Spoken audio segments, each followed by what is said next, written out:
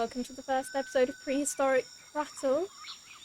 My name is Molly, and this is a series where we talk about dinosaurs and discover some new facts together.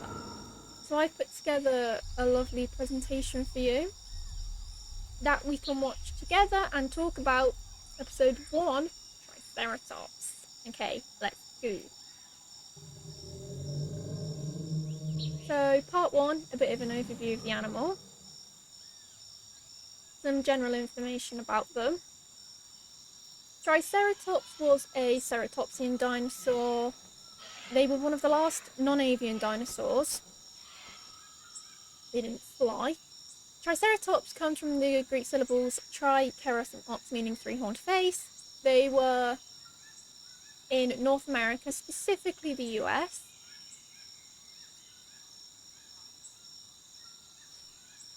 They were around 9 meters long, and they weighed about 6 to 8 tons. They were hefty fellas. Okay, now we're going to get onto the body and the skeleton. I've got a skeleton here with some information on it. Okay, so epoccipitals are located around the frill. They're like little tiny spikes, and you can see it better on this beautiful art by R.J. Palmer. They're little spikies around the frill. They had a parrot-like beak, which was sharp and excellent for slicing through the low-lying vegetation that they ate. They had a large frill, which we will talk about a bit later. They had a short tail. They were very condensed, very squished. Bristle-like formations, are actually suggested on them, like the Psittacosaurus here.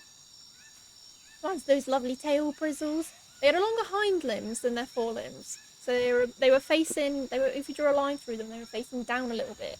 They had 3 hooves on the front, 4 hooves on the back, similar to our lovely friends the elephants, who they share actually a lot of similarities with the more we look. Horny jugal bone projections on the side of the cheek, which you can't really see on the skeleton, but I will show you in a close-up. And it's actually suggested in a study that they had an upright posture like elephants, not a sprawling posture like lizards.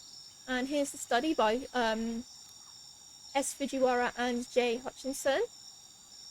And so, yep, they would have stood more upright like an elephant and less sprawled out like a lizard. Okay, 3, we're going to get a bit of a closer look on the head. This beautiful art by Jerry LaFaro is going to aid us in this. Okay, so first, you can see those epoccipitals that we mentioned a second ago.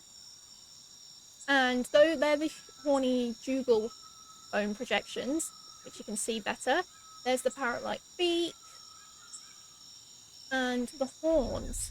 Now, horns were different for Triceratops horridus and Triceratops prorsus. Here's 2 different interpretations of the horns that Triceratops had. And there's actually a study that they changed with age. So they began as backward-facing stubs when they were small, they went more straight forward, and they curved forward and twisted as they got older. Here's a process by Little Bardo for the Saurian game. Here's another interpretation. A lovely Jurassic World Triceratops. Okay, there's different theories on what the frill is for. Number 1 being that it's a radiator to cool it down, similar to fennec foxes and hares who have large ears.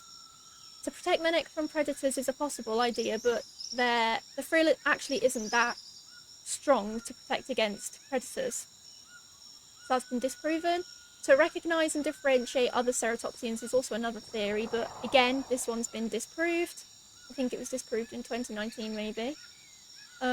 And number 4 is to aid in finding a mate, similar to displays by birds, which is the accepted theory on why they have a frill. And there's actually a study in 2016 that the frill ballooned with age around sexual maturity, which implies that they are actually for mating purposes. Okay, did Triceratops have colourful frills? The age-old question. I know you're begging to answer it. The skull was actually covered in indentations, which were made by small blood vessels, similar to what birds have in their keratinous beaks. As you can see on this lovely toucan, there are blood vessels underneath their beaks.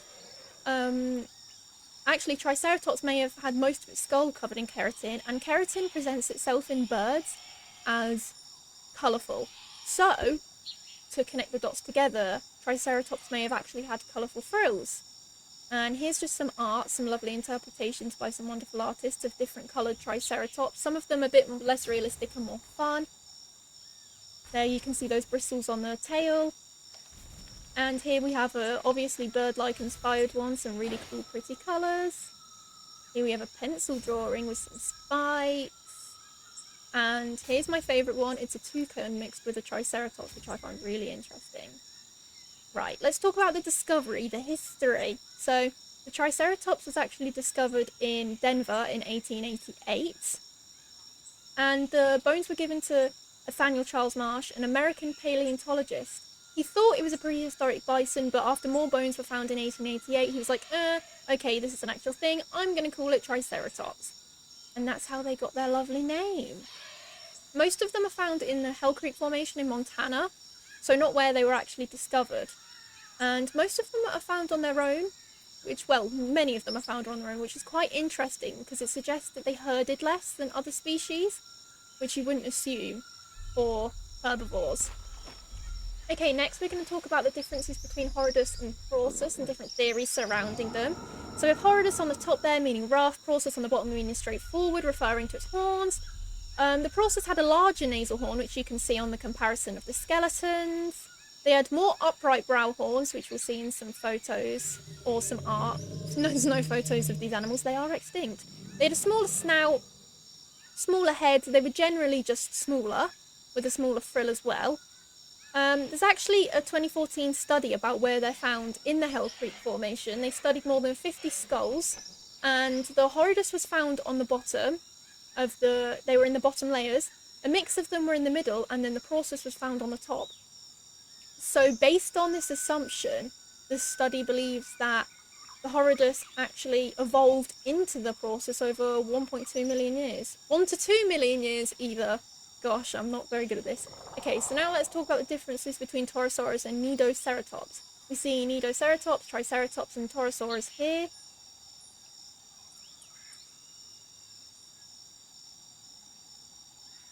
Okay, so there's a study in 2010 that Torosaurus is actually an older aged Horridus by looking at the microstructure of the bones, and all of them are actually older than the oldest Triceratops. And then the same authors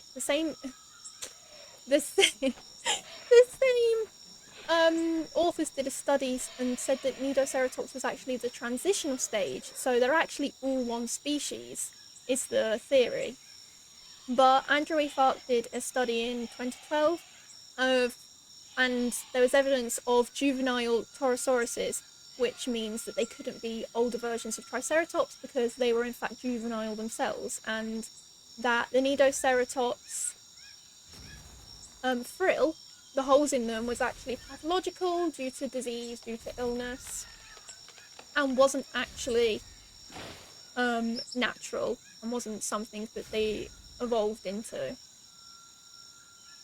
Okay, let's talk about the teeth and the diet. We'll have a look at the skull again. That beak-like mouth, as we said before, great for shredding things. Sharp teeth, which it had lots of. And those lovely, big, powerful jaws. And its diet was most commonly made of ferns, cycads, and palms. So 3 low-lying plants that it would use. No, it would eat. Oh, what a mess. Okay, so they didn't have the lovely long adaptations that these wonderful animals have, such as giraffes and elephants, so they could actually stand up on their back legs and lean and push over taller plants to get the lovely food. They had up to 800 teeth that replenished themselves. They were arranged in something called a battery, which is they had a lot of teeth. They were munching. Okay, Triceratops and Tyrannosaurus.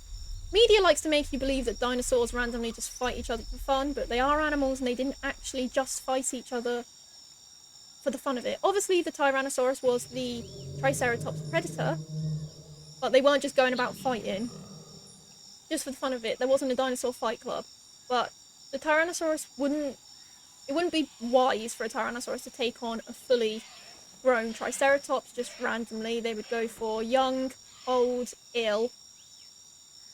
And here's a bit more information. Obviously, a Triceratops is more likely to scavenge. Not more likely to scavenge, but you're more likely to have a large Triceratops eaten by a Tyrannosaurus because it scavenged them. They were incredible hunters, but they're doing it to eat. It's not sport. If it can scavenge, it will scavenge. We see a lot of our apex predators nowadays, they also scavenge. An adult Triceratops is dangerous. They've got sharp horns, they're strong. It's not as simple as that for Tyrannosaurus to take one out. It would have to use stealth, it would have to use tactics, it would need to go for the neck. So there's actually bite marks found from the Tyrannosaurus on the frills of Triceratops fossils.